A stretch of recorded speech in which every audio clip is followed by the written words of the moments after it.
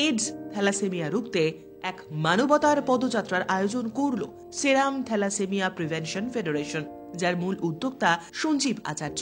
শ্যামবাজার থেকে শুরু হয় এই সচেতনতার গণ মিছিল, যেখানে শ্রদ্ধা জানানো হয় সাম্প্রতিককালে প্রয়াত গুণীজনদেরও, হয় রক্তদান শিবিরও। রবিবার 1 ডিসেম্বর ছিল বিশ্ব এইডস দিবস। বিশ্বের প্রতিটি দেশে 1988 সাল থেকে বিশ্ব এইডস দিবস পালিত হয়ে আসছে, মূলত এইচআইভি সংক্রমণের মাধ্যমে এইডস মহামারী ছড়িয়ে পড়ার বিরুদ্ধে সচেতনতা বৃদ্ধি করতে এবং যারা এই রোগে মারা গিয়েছেন তাদের প্রতি শোক পালন করতে এই দিনটিকে বেছে নেওয়া হয়েছে।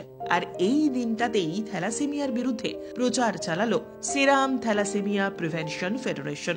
সকলের কাছের মানুষ, কাজের মানুষ সঞ্জীব আচার্যের ঐকান্তিক প্রচেষ্টায় থ্যালাসেমিয়া মুক্ত পৃথিবী গড়তেই সেরাম থ্যালাসেমিয়া প্রিভেনশন ফেডারেশনের উদ্যোগে সুবিশাল সচেতনতামূলক পদযাত্রার আয়োজন করা হয়, যেখানে সামিল হতে দেখা যায় অগণিত মানুষকে।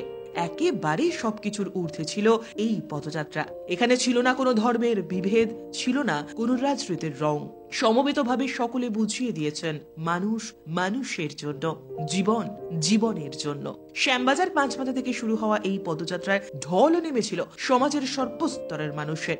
এতে এত কিছুর মাঝেও এই পদযাত্রায় অংশ নেওয়া একাধিক ট্যাবলোতে ছিল সদ্য প্রয়াত অভিনেতা মনোজ মিত্র, সলিল চৌধুরী, রতন টাটাদের প্রতি শ্রদ্ধাঞ্জলি। ছিল মোহনবাগান, ইস্টবেঙ্গল, মোহামেডান জার্সি গায়ে ছোট ছোট শিশুরা। পাশাপাশি এদিন স্বেচ্ছায় রক্তদান শিবিরেরও আয়োজন করা হয়। তবে শুধু আড়ম্বরপূর্ণ প্রচারই নয়, বরং সামাজিক দায়বদ্ধতায় সচেতনতাই ছিল এই পদযাত্রার মূল লক্ষ্য, জানালেন সংস্থার দীর্ঘদিনের সৈনিক সঞ্জীব আচার্য।